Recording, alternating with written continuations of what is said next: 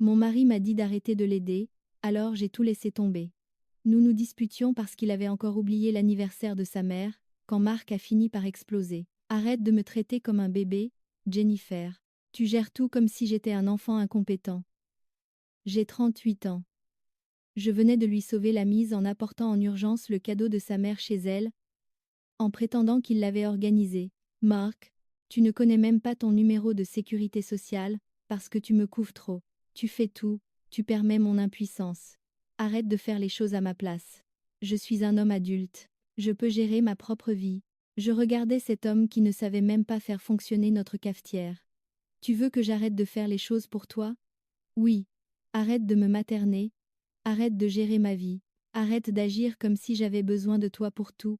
D'accord, Marc, j'arrête tout pour toi. À partir de maintenant. Il a esquissé un sourire triomphant. Bien. Enfin un peu de respect. Lundi matin, le réveil de Marc n'a pas sonné. Je l'avais toujours réglé sur son téléphone, parce qu'il ne comprenait pas l'application. Il s'est réveillé à 10h, 4 heures de retard pour le travail. Pourquoi mon réveil n'a pas sonné? Tu es un homme adulte. Règle ton propre réveil. Il a attrapé ses vêtements de travail sur le sol, froissés et tachés. J'avais toujours préparé ses costumes propres et repassés. Où est mon costume? Dans le placard, là où vivent les costumes. Il n'est pas repassé, alors repasse-le ou ne le fais pas. Tu n'es pas un bébé. Il est allé au travail dans une chemise froissée, avec une tache de café. Son patron l'a convoqué au sujet des normes professionnelles. Mardi, son téléphone a été coupé. Je payais toujours sa facture de téléphone personnel avec son compte. Jennifer, mon téléphone est mort. Tu as payé ta facture? Quelle facture? Celle qui arrive chaque mois dans ton email, dont tu ne connais pas le mot de passe. Il a dû utiliser son téléphone professionnel pour tout. Cela a signalé son utilisation personnelle. Mercredi, il a manqué de médicaments pour la tension. Je gérais toujours ses renouvellements, j'allais les chercher, je lui rappelais de les prendre. Où sont mes pilules? Probablement à la pharmacie, ou non. Tu les as fait renouveler? Je ne sais même pas quelle pharmacie, celle que tu utilises depuis 8 ans. Sa tension a grimpé, des maux de tête atroces ont commencé. Jeudi, son assurance automobile a expiré. Je la payais toujours depuis son compte personnel. Il s'est fait arrêter pour un feu arrière cassé que j'aurais normalement géré. Pas d'assurance. Permis suspendu sur le champ. Il a dû prendre un Uber pour aller travailler. 50 $ par trajet. Deuxième semaine, Marc s'effondrait. Sa carte de crédit a été refusée au déjeuner. Je la payais toujours avec son compte chèque.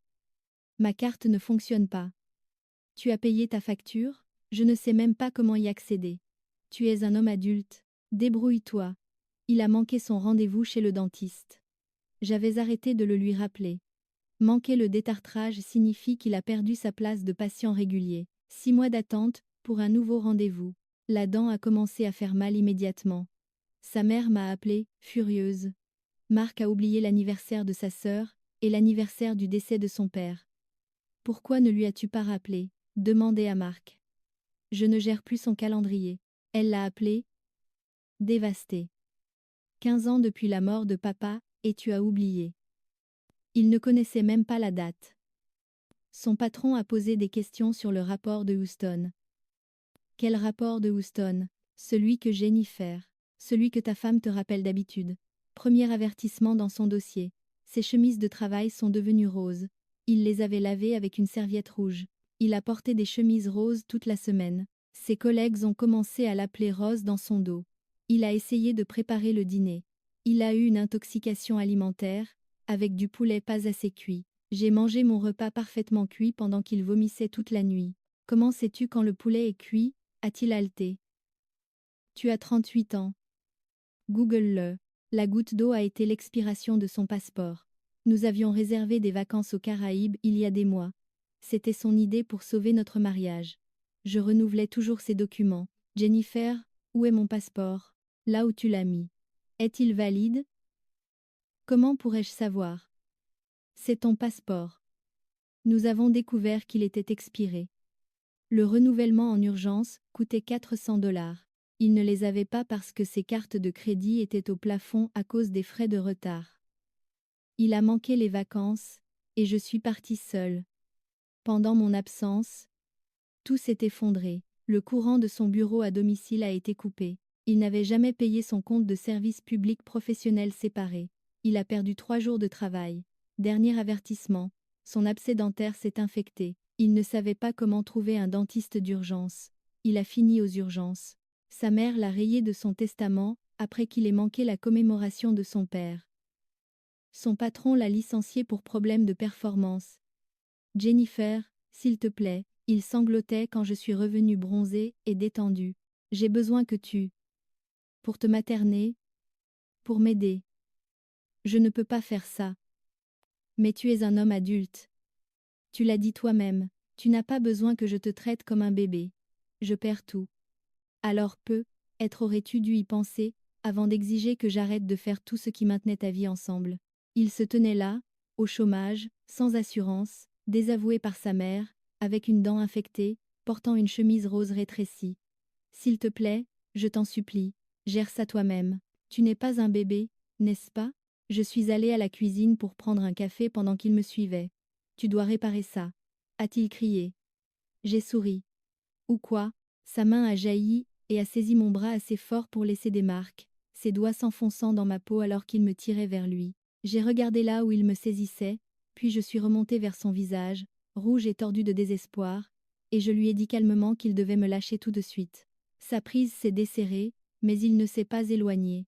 Au lieu de cela, se plaçant entre moi et l'embrasure de la porte de la cuisine, tout son corps tremblant de rage, alors qu'il bloquait ma sortie. Il a dit qu'il dirait à tout le monde ce que j'ai fait, comment je l'ai saboté, exprès, comment j'ai détruit sa vie juste pour prouver un point. J'ai pris une autre gorgée de mon café, et je lui ai dit qu'il était libre d'expliquer aux gens comment sa femme a arrêté de régler ses réveils et de payer ses factures à sa place. C'est là que quelque chose en lui s'est brisé complètement, et il a commencé à pleurer, à sangloter comme un petit enfant, et il s'est effondré sur ses genoux, là, sur le sol de notre cuisine. Il me suppliait, m'appelait Jenny, ce qu'il n'avait pas fait depuis des années, disant qu'il ne pouvait pas faire ça seul, qu'il avait besoin que je l'aide.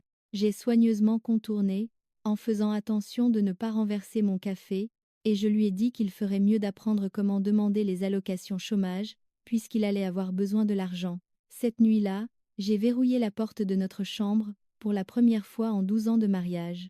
Je l'ai entendu essayer la poignée vers minuit, la secouant doucement au début, puis plus fort quand elle ne s'ouvrait pas, et finalement donnant un coup de pied une fois avant d'entendre ses pas retourner dans le couloir. Quand je suis sortie le matin pour me préparer pour le travail, j'ai trouvé tous mes documents de travail éparpillés dans le salon comme des confettis, dossiers vidés, documents éparpillés partout, mon ordinateur portable renversé de la table basse. J'ai commencé à ramasser mes papiers éparpillés pendant que Marc regardait depuis le canapé où il avait apparemment dormi, toujours vêtu de cette même chemise rose rétrécie d'hier qui avait maintenant des taches de nourriture. Aussi, il a demandé où étaient ses vêtements propres, et je lui ai rappelé que la machine à laver et le sèche-linge étaient au sous-sol, au même endroit depuis 12 ans. Il n'a pas bougé du canapé, restant là à me fixer avec ce regard de haine pure, pendant que je ramassais chaque papier, et que je remettais mes affaires de travail en ordre. Après mon départ, Marc a dû essayer d'appeler sa mère depuis notre ligne fixe, parce que quand je suis rentrée ce soir-là, il m'a dit qu'elle avait raccroché à la seconde où elle a entendu sa voix. Il avait jeté le téléphone contre le mur assez fort pour fissurer le boîtier en plastique, puis il a exigé que je l'appelle, et que j'arrange les choses entre eux. Je lui ai dit que ce n'était pas ma mère, et que ce n'était pas mon problème à régler. Mercredi, l'odeur qui se dégageait de Marc devenait vraiment forte, car il ne s'était ni douché ni changé de vêtements depuis des jours. Il ne mangeait que des céréales à chaque repas, parce qu'il ne savait pas comment cuisiner quoi que ce soit, et n'avait plus d'argent pour les plats à emporter après avoir dépensé le peu d'argent liquide qu'il avait. Je me suis préparé un bon dîner de poulet avec des légumes rôtis, pendant qu'il se tenait dans l'embrasure de la porte à me regarder manger, trop fier pour en demander, même si je pouvais entendre son estomac gronder à travers la pièce. C'est là que Sterling Beck est apparu à notre porte. Le vieil ami d'université de Marc, que Marc avait apparemment appelé et supplié de l'aider. Sterling a jeté un coup d'œil à la situation, a vu Marc dans cette chemise rose sale avec ses cheveux non lavés pointant dans tous les sens, a vu le désastre de notre salon, et a dit à Marc droit dans les yeux qu'il devait grandir et agir comme un adulte. Sterling est resté moins de 10 minutes.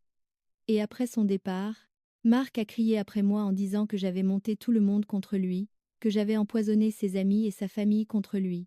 Jeudi matin, la douleur dentaire de Marc était devenue si forte qu'il pleurait encore, tenant sa mâchoire enflée à deux mains, et se balançant d'avant en arrière sur le canapé. Il m'a supplié de le conduire chez le dentiste, mais je lui ai rappelé que son permis était suspendu, et qu'il y avait un arrêt de bus à seulement 2 pâtés de maison. Il ne connaissait pas les horaires de bus et n'avait pas de monnaie pour le ticket. Et quand je n'ai pas voulu lui donner d'argent ou d'informations sur les bus, il est juste resté là à pleurer plus fort. Je suis partie travailler pendant qu'il était encore sur le canapé à se tenir le visage.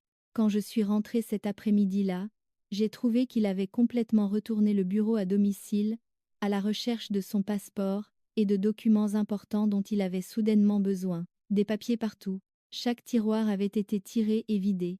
Les dossiers étaient déchirés et jetés partout, et l'imprimante était renversée sur le côté.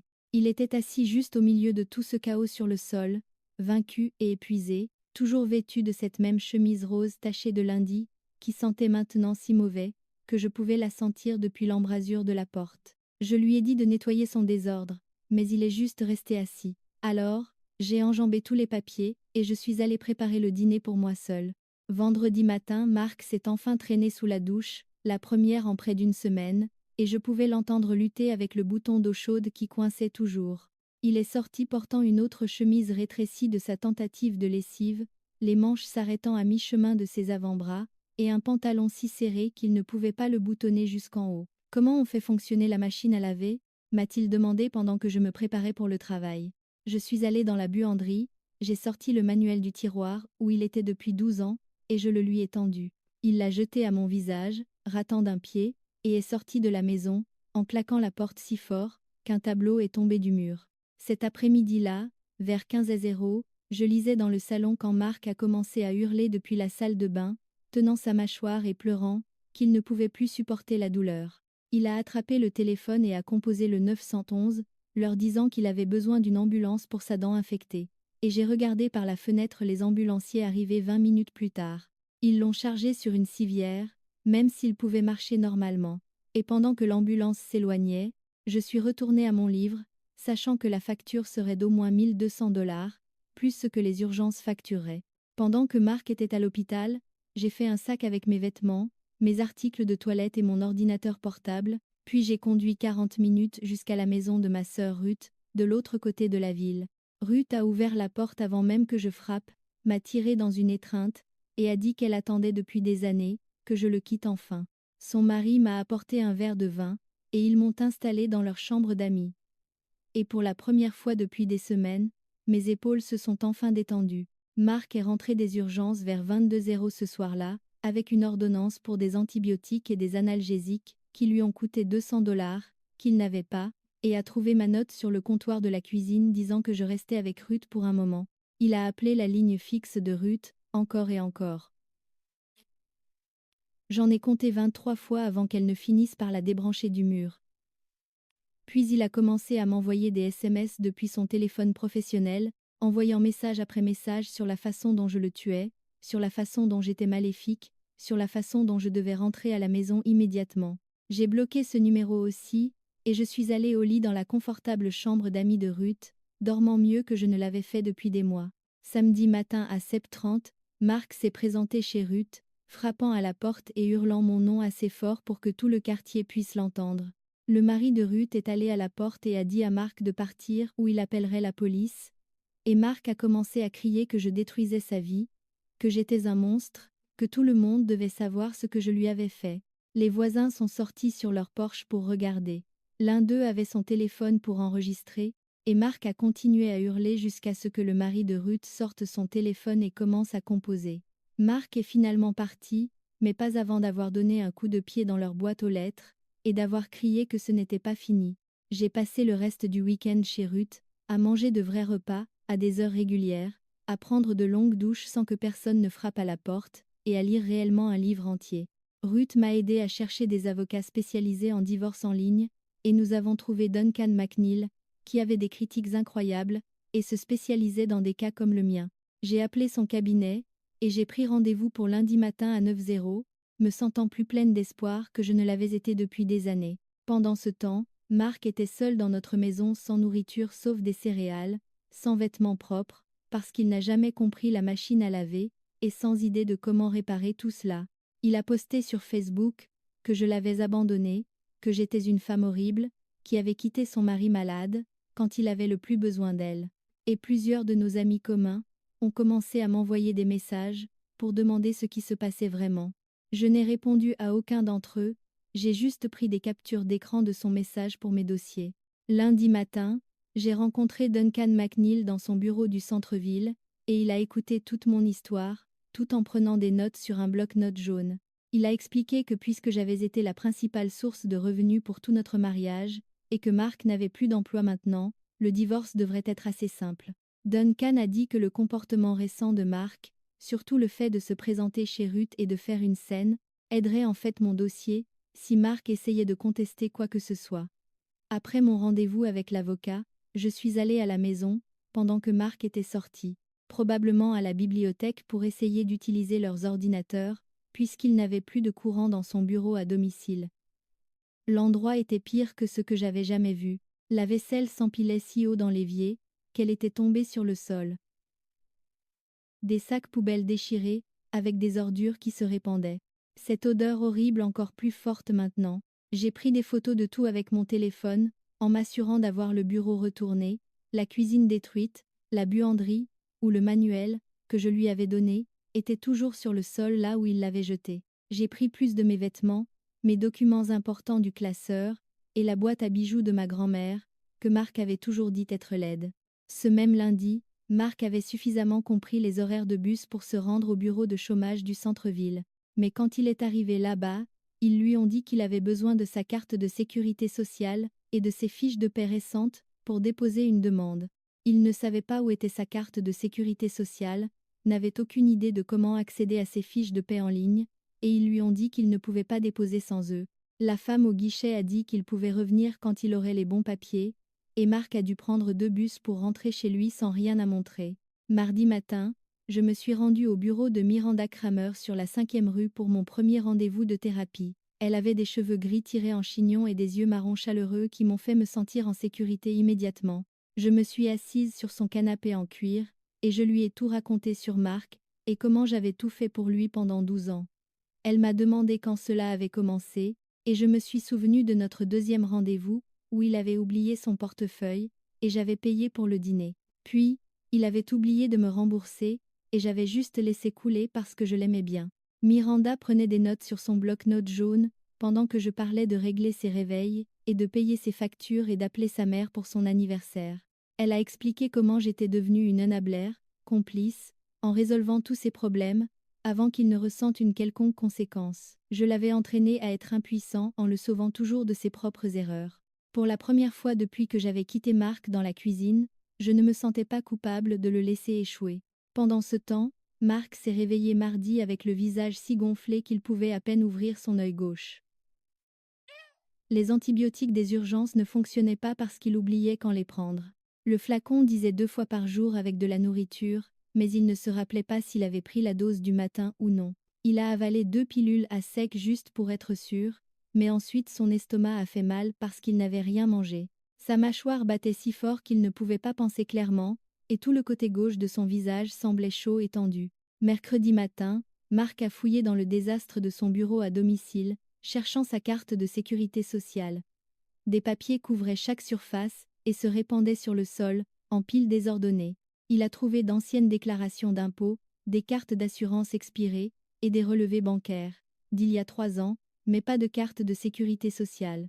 Finalement, il l'a repéré collé au dos de son certificat de naissance avec du vieux ruban adhésif. Il a pris 2 bus pour retourner au bureau de chômage et a attendu dans la file pendant 1 heure. La même femme de lundi a regardé ses papiers et a tapé quelque chose dans son ordinateur. Elle lui a dit que puisqu'il avait été licencié pour faute, il y avait une période d'attente de 3 semaines avant que les allocations puissent commencer. Même alors, il n'obtiendrait que 60% de son salaire précédent, et il faudrait encore 1 semaine pour le premier chèque. Mark est resté là à faire le calcul dans sa tête et a réalisé qu'il n'aurait aucun argent entrant pendant au moins 1 mois. Ce même mercredi, un avis orange vif est arrivé de la compagnie d'électricité concernant son compte de bureau à domicile. Mark a appelé le numéro sur l'avis, mais le système automatisé a demandé son numéro de compte, qu'il ne connaissait pas. Il a appuyé sur 0 pour un représentant qui a demandé l'email associé au compte, mais Mark ne connaissait pas son mot de passe email. Elle a demandé les 4 derniers chiffres du numéro de sécurité sociale dans le dossier, mais c'était sous mon nom. Sans vérification appropriée, elle ne pouvait pas l'aider, et le courant serait coupé dans 5 jours.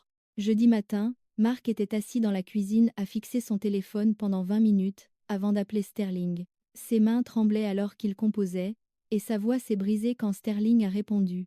Mark a expliqué à propos de la perte de son emploi, et du fait qu'il n'avait pas d'argent, et qu'il avait besoin d'aide pour les factures. Sterling a soupiré assez fort pour que Mark l'entende à travers le téléphone. Sterling a dit qu'il prêterait 500 $ à Mark, mais que c'était absolument la dernière fois. Mark devait mettre sa vie en ordre, parce que Sterling n'était pas une banque. L'argent serait sur le compte de Mark l'après-midi même, mais Mark devait le rembourser dans les 3 mois. Mark a remercié encore et encore, jusqu'à ce que Sterling raccroche. Quand l'argent a touché son compte, Mark a immédiatement commandé 40 $ de nourriture chinoise parce qu'il en avait marre des céréales. Puis, il a commandé une pizza pour le dîner, parce que cuisiner semblait impossible avec sa dent infectée, qui lui faisait si mal. Jeudi soir, il avait dépensé près de 100 $ en livraison de nourriture. Vendredi matin, j'ai rencontré Duncan à son bureau, pour déposer les papiers de séparation. Il a expliqué que Mark serait servi dans les prochains jours, et pourrait mal réagir, quand il les recevrait. Duncan a dit que je devrais rester loin de la maison et documenter tout harcèlement ou menace.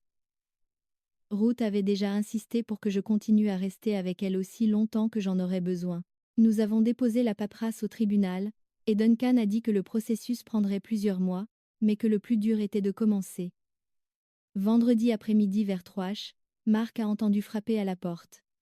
Un homme en polo a demandé s'il était Mark Thompson et lui a tendu une enveloppe. Mark a ouvert le courrier juste là sur le porche et a vu le mot divorce en gras au sommet.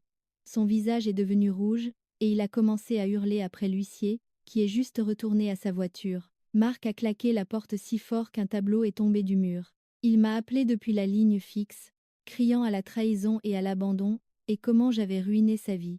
Je pouvais l'entendre sangloter entre les cris, et m'appeler par des noms terribles. J'ai raccroché et j'ai immédiatement appelé Duncan pour documenter le harcèlement. Duncan a pris des notes et a dit de garder des traces de tout contact de Mark. Samedi matin, Mark est allé à la banque pour obtenir de l'argent de notre compte joint. Le guichetier a ouvert le compte et lui a dit que la moitié de l'argent avait été retirée et transférée sur un nouveau compte. Il restait 1200 $ au total à Mark sans aucun revenu entrant.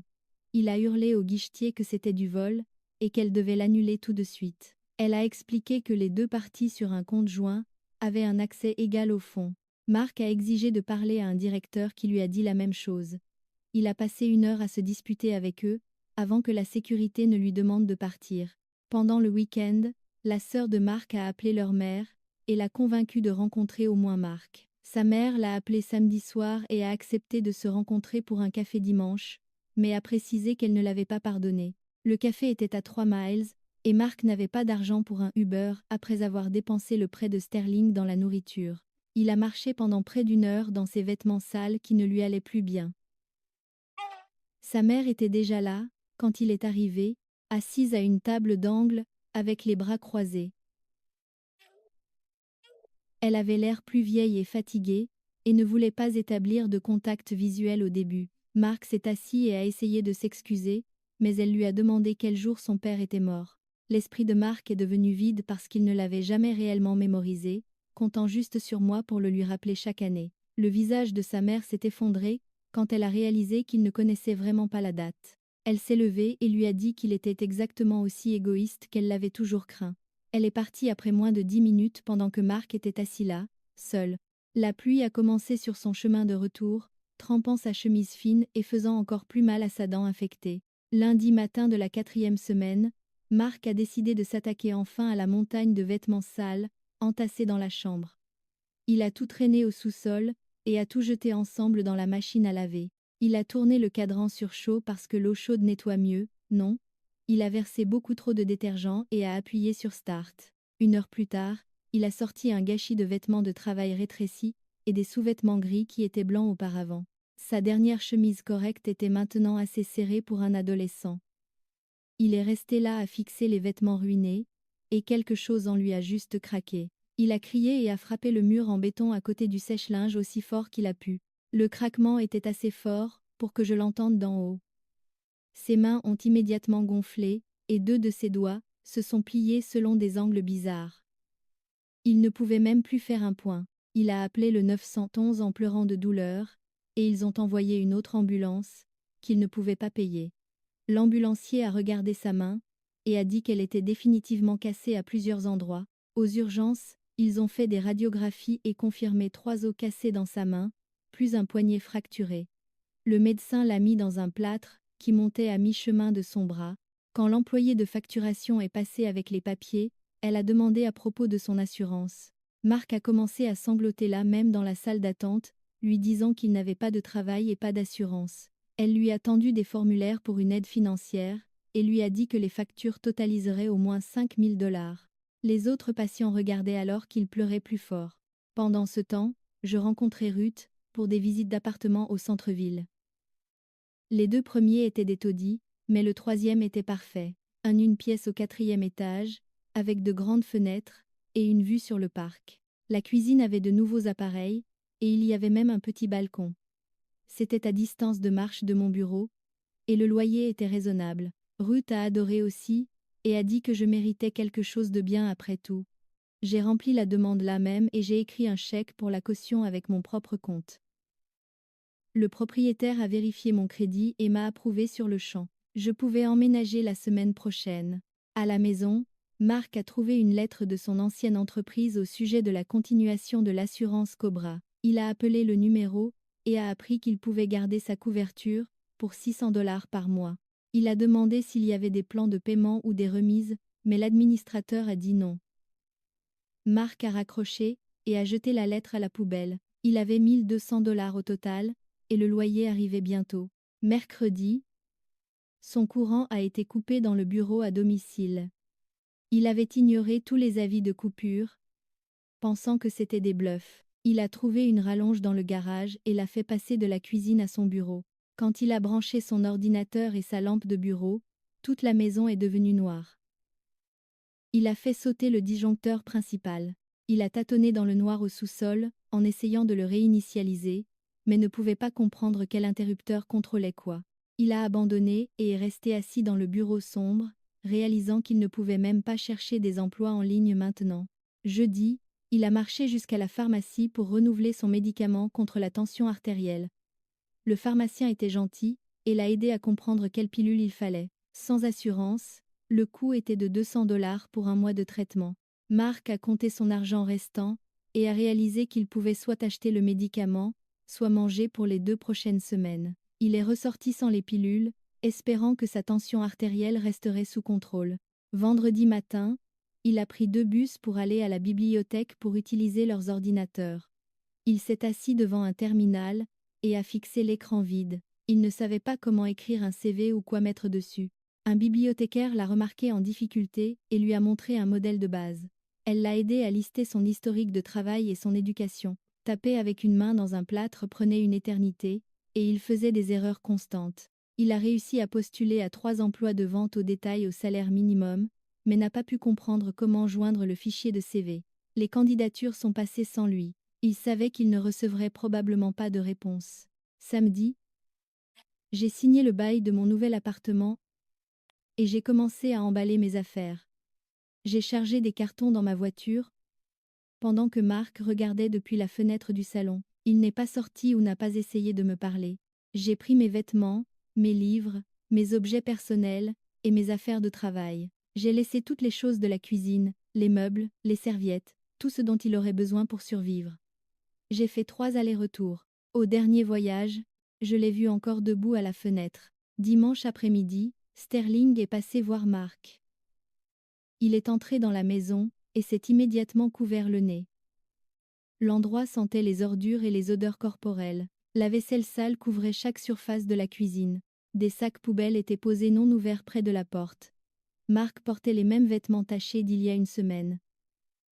Sterling a ouvert les fenêtres et a commencé à rassembler les ordures. Il a montré à Marc comment faire des repas simples comme des sandwichs et des pâtes.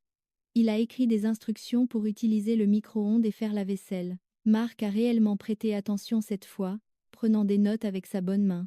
Sterling a rempli le frigo de nourriture facile et a fait promettre à Mark de se doucher et de changer de vêtements. Avant de partir, Sterling a dit à Mark que c'était le fond du gouffre et que la seule façon était de remonter. Mark a hoché la tête et pour la première fois a semblé comprendre qu'il devait se sauver lui-même. Lundi matin, j'ai conduit jusqu'à mon nouvel appartement avec le reste de mes cartons et j'ai passé la journée à arranger les meubles exactement comme je le voulais.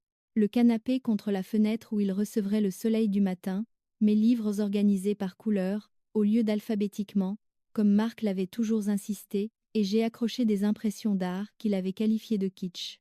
J'ai acheté des rideaux jaunes vifs et un tapis violet pelucheux, et j'ai installé mon bureau à domicile, avec des plantes partout. Mon patron a remarqué le changement au travail immédiatement, quand j'ai commencé à arriver en avance, au lieu de me précipiter en retard, après avoir géré une crise matinale de Mark. Pendant ce temps, Mark se tenait dans la cuisine à suivre les instructions écrites de Sterling, faisant bouillir de l'eau pour les spaghettis, et la vérifiant toutes les 30 secondes, pour s'assurer qu'elle ne brûlait pas. Il a réussi à cuire les pâtes sans qu'elles ne se transforment en bouillie, et à chauffer la sauce en bocal dans une casserole séparée, remuant constamment parce que Sterling avait souligné cette partie 3 fois. Quand il s'est assis pour manger le repas simple qu'il avait préparé entièrement lui-même, ses mains tremblaient légèrement, alors qu'il prenait la première bouchée. L'agence d'intérim l'a appelé mardi matin après que Sterling eut discrètement glissé un mot sur sa situation. Le recruteur a expliqué qu'ils avaient un poste de saisie de données, commençant immédiatement à 15 $ de l'heure sans expérience requise.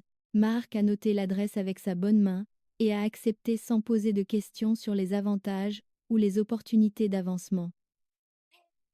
Il a pris 2 bus pour s'y rendre mercredi matin, s'est perdu une fois, et a dû demander son chemin à 3 personnes différentes. Ses collègues étaient tous dans la vingtaine, et il a dû demander à la fille à côté de lui comment se connecter au système informatique. Elle lui a montré patiemment pendant qu'il tapait lentement d'une main dans le plâtre, faisant des erreurs tous les quelques mots. Mais il est arrivé à l'heure jeudi, et vendredi aussi, apportant un sandwich qu'il avait fait lui-même et mangeant seul à son bureau pendant la pause déjeuner. 6 semaines passèrent, et Mark a reçu son premier chèque de paie, pour 420 $ après impôt. Il a marché directement à la pharmacie, et a payé 200 $ pour son médicament contre la tension artérielle, puis a pris le bus jusqu'à la compagnie d'électricité, et a versé 100 $ sur la facture d'électricité. L'argent restant est allé aux courses, des ingrédients réels que Sterling avait écrits pour lui au lieu de juste des céréales et du pain. Sa sœur a appelé leur mère et a mentionné que Mark travaillait à l'agence d'intérim depuis plus d'1 mois. Sa mère a accepté de le rencontrer au même café où elle l'avait laissé tomber auparavant. Cette fois, Mark est arrivé tôt, et quand elle est arrivée, il s'est immédiatement excusé pour avoir manqué l'anniversaire du décès de leur père. 15 mars, a-t-il dit doucement. Elle n'a pas souri ou tendu la main à travers la table, mais elle est restée pendant l'heure complète et a accepté de se rencontrer à nouveau le mois prochain. 2 mois plus tard, Mark tapait 40 mots par minute, avec les 2 mains maintenant que le plâtre était enlevé. Il avait assez bien appris le système informatique pour que les nouveaux intérimaires lui demandent de l'aide. Chaque dimanche, il cuisinait 5 contenants du même repas de spaghettis pour la semaine, et faisait sa lessive à l'eau froide avec les couleurs séparées. La maison avait encore de la vaisselle dans l'évier parfois et de la poussière sur les meubles, mais les ordures sortaient chaque semaine, et la salle de bain était raisonnablement propre. 8 mois après cette confrontation en cuisine, où il avait crié après moi pour tout réparer, le divorce était définitif et la maison vendue. Mark m'a envoyé un SMS depuis un nouveau téléphone prépayé à propos d'outils dans le garage que nous avions tous deux oubliés. Son message avait une ponctuation correcte et aucun ton exigeant, juste une simple question sur qui devrait les garder. J'ai répondu par SMS qu'il pouvait les avoir, et je lui ai donné le code du garage.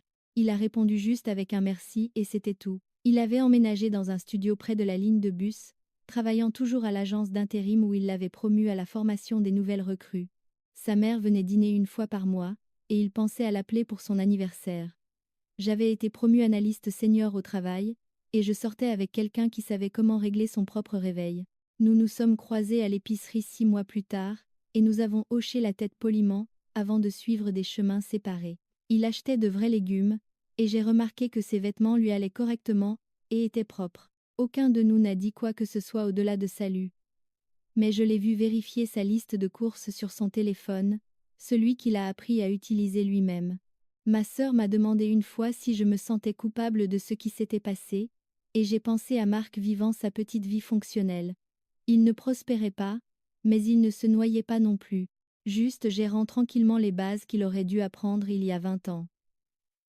Je lui ai dit non, je ne me sentais pas coupable du tout. Mec, merci d'être resté, et d'avoir parcouru tout ça avec moi aujourd'hui.